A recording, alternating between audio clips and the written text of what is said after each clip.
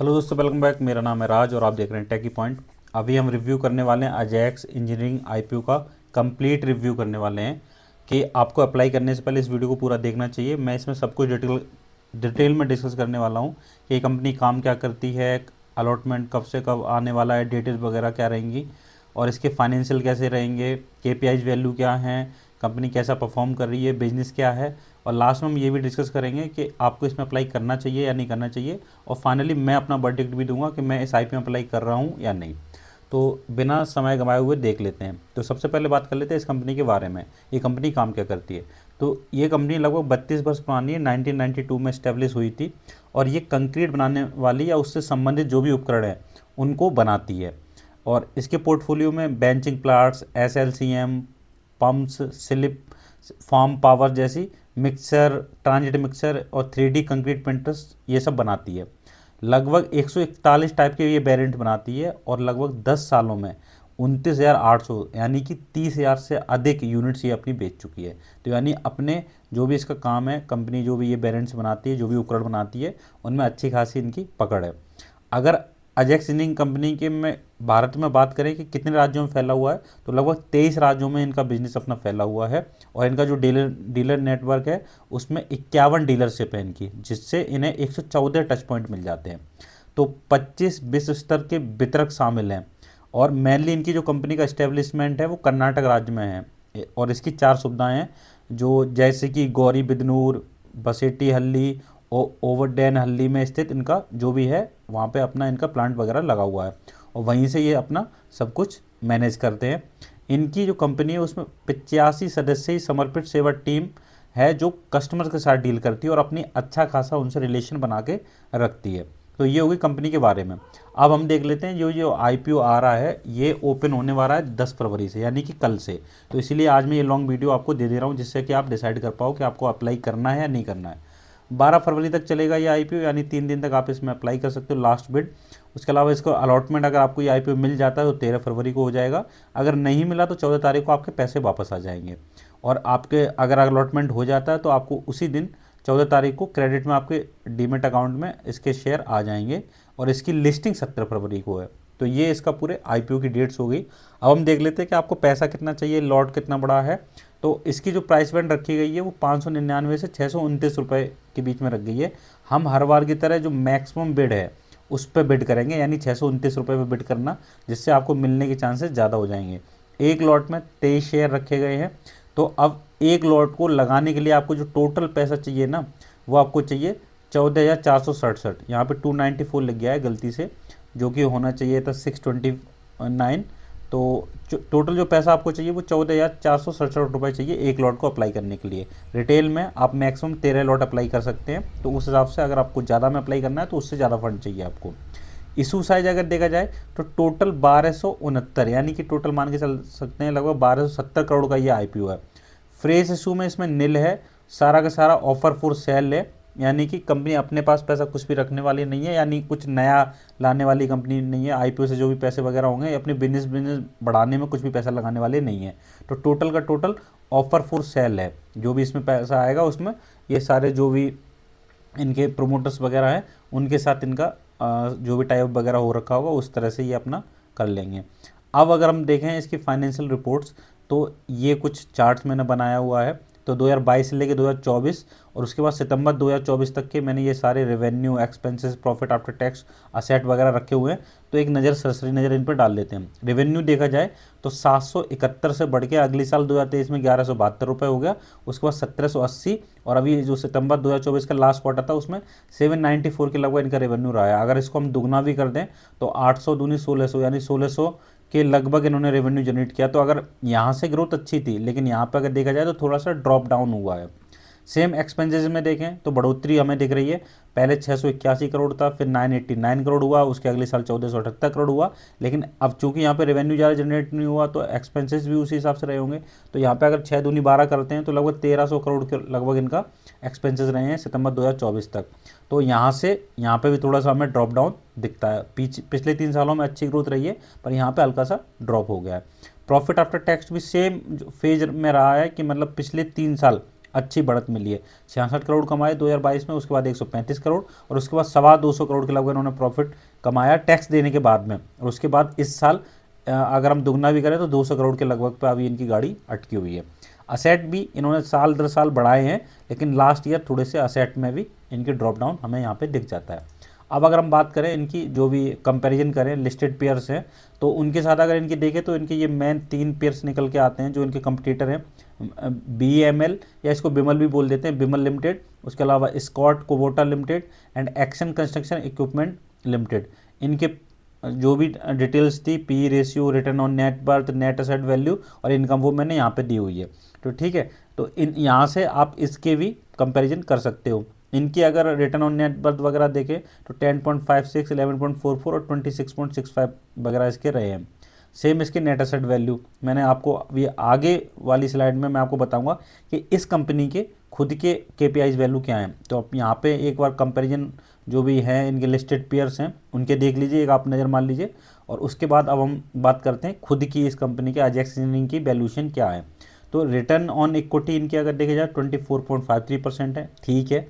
ROCE, return on ROCE देखें तो 32.82%, तो ये भी ठीक है। सबसे अच्छी बात है डेब्ट टू इक्विटी रेशियो जो कि 0.01 है, तो ऑलमोस्ट कंपनी डेब्ट फ्री है, यानी कर्जा इस पर नहीं है। तो ये इसका एक बहुत बड़ा पॉजिटिव पॉइंट निकल के आ जाता है। रिटर्न ऑन नेट वर्थ की बात करें तो 19.69% है, ठीक है, ये भी ठीक है।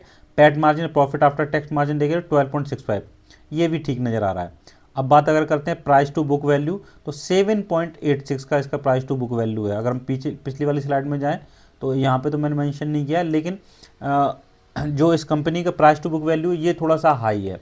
अगर इसके जो भी इसके पेयर से उनसे कंपैरिजन करें तो ये थोड़ा इसका नेगेटिव पॉइंट निकल के आ जाता है। तो जब भी आप अप्लाई करें तो इसके पॉजिटिव और नेगेटिव जरूर याद रखें। हालांकि अभी हम कुछ नेगेटिव्स और पॉजिटिव भी इसमें डिस्कस करेंगे इस स्लाइड में कि इसके नेगेटिव्स क्या हैं, पॉजिटिव क्या हैं, जिससे आपको क्लियर हो जाए कि आपको अप्लाई करना है या नहीं करना है। तो अब सबसे पहले हम बात कर लेते हैं, नेगेटिव्स की बात कर लेते हैं। तो नेगेटिव्स क्या है कि मैन्युफैक्चरिंग लिमिटेड टू कर्नाटका, जैसे मैंने आपको पिछली स्लाइड में बताया था कि इनका जो भी बिजनेस है, इंडस्ट्रीज है, वो जो कर्नाटका का रीजन है वहाँ पे सारी मेनली इस्टेब्लिश है।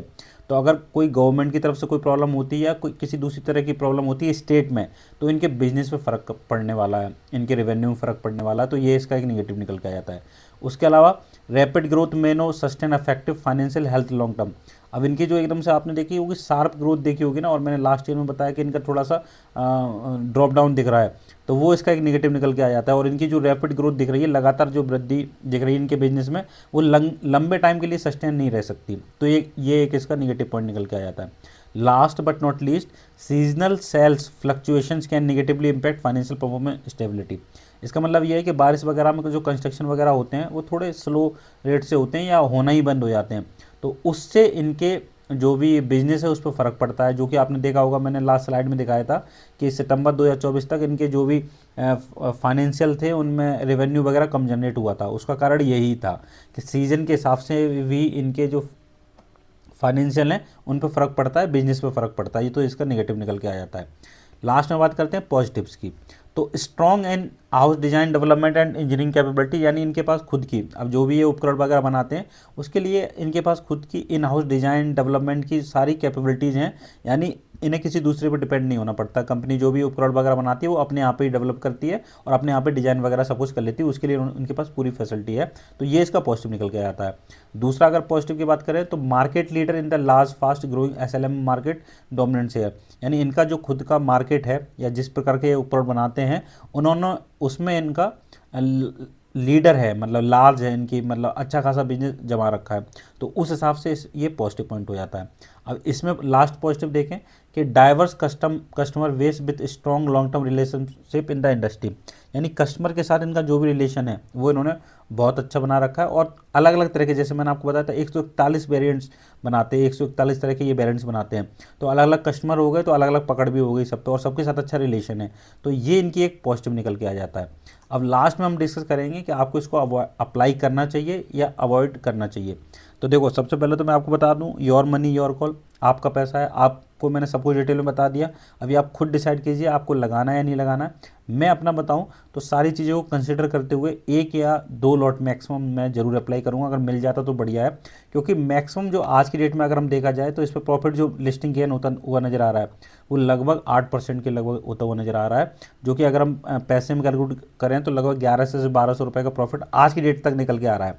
अब अगर इन फ्यूचर इसकी जीएमपी बढ़ती है, ठीक है, आज की डेट के हिसाब से इसकी जीएमपी 50 है, तो अगर फ्यूचर में बढ़ती है इसकी जीएमपी तो हो सकता है कि इसमें थोड़ा सा प्रॉफिट और नज़र आए। बाकी जीएमपी फिक्स नहीं होती है, जस्ट कैलकुलेटेड होती है, मतलब अनुमान होता है एक तरीके से, हो सकता है बढ़ भी जाए, हो सकता है कम भी हो जाए।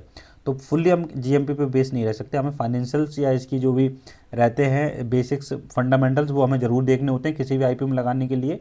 प्रॉफिट गेन होगा नहीं होगा, कई बार ऐसा ना हो कि प्रॉफिट गेन करने के चक्कर में लॉस हो जाए। तो आज की डेट के हिसाब से मैंने ये सारी कैलकुलेट किया है कि आपको अवॉइड अप्लाई करना चाहिए या नहीं करना चाहिए। आपको अगर कहीं भी लगता है कि अप्लाई नहीं करना चाहिए, आपके पास मतलब पैसा आपका निगेटिव जा सकता है या फिर लॉस हो सकता है, तो आप इसको अवॉइड भी कर सकते हैं, ठीक है, या फिर एक लॉट के लिए ट्राई कर सकते हैं। अब अगर लिस्टिंग प्राइस पे हम देखें तो इसकी मैक्सिमम जो बिड है वो हम 629 पे लगाते हैं और 50 रुपये की जीएमपी आज के हिसाब से दिखा रहा है, तो लगभग 680 के आसपास इसको लिस्ट होना चाहिए, ठीक है। कितने फंड की जरूरत पड़ेगी, तो 23 शेयर का लॉट है, अपर प्राइस 629 पे लगाएंगे तो लगभग 14,467 रुपये हमें चाहिए होगी इस आईपीओ को अप्लाई करने के लिए। रेटिंग की देखिए बात करें तो लगभग 6 आउट ऑफ 10 है। तो अगर 7 की रेटिंग मिल जाती है, 8 की रेटिंग मिल जाती है तो हम लगाने के लिए पक्का सॉलिड हो जाएंगे कि हम अप्लाई कर सकते हैं। अगर इससे नीचे रेटिंग गिर जाती है तो आपको बहुत मुश्किल होने वाला है। हालांकि ये रेटिंग वगैरह जीएमपी वगैरह समय के साथ कैसे बदल रही है उनको मैं अपने टेलीग्राम चैनल पे अपडेट करता रहता हूँ। तो माई मनी मेकर का अपना एक टेलीग्राम चैनल है, उस पर आप जरूर ज्वाइन हो जाइए, जिससे आपको लेटेस्ट इन्फॉर्मेशन जरूर मिल जाए और सारी जानकारी कई बार हम उस पर शेयर कर देते हैं कि आईपीओ को लगाना है नहीं लगाना। इन फ्यूचर में अगर डिसीजन चेंज होता है वो भी हम वहीं पर अपडेट करते हैं। तो डिस्क्रिप्शन में मैं लिंक दे दूंगा टेलीग्राम चैनल का, तो उसको जरूर ज्वाइन कर लीजिएगा। आईपीओ का जो साइज है 1270 करोड़ है, ऑलरेडी मैंने आपको बता दिया। लिस्टिंग गेन कितना लगभग होगा वो भी मैंने आपको बता दिया। अब आप खुद डिसाइड कर सकते हैं कि आपको ये आईपीओ लगाना है नहीं लगाना। कहीं भी आपको अगर ये लग रहा है ना कि मुझे नहीं लगाना है तो आप ये डिसीजन ले सकते हैं। बाकी एक लॉट के लिए तो मैं ज़रूर लगाऊंगा। सारी डिटेल मैंने आपको बता दी इस आईपीओ के बारे में, और आपने लास्ट तक ये वीडियो देखा उसके लिए थैंक यू सो मच। आप चाहें तो चैनल को सब्सक्राइब कर सकते हैं, इस वीडियो को लाइक कर सकते हैं अगर पसंद आया हो। इस तरह के वीडियोज़ हम लाते रहते हैं, तो हमारे साथ जुड़े जरूर रहिएगा।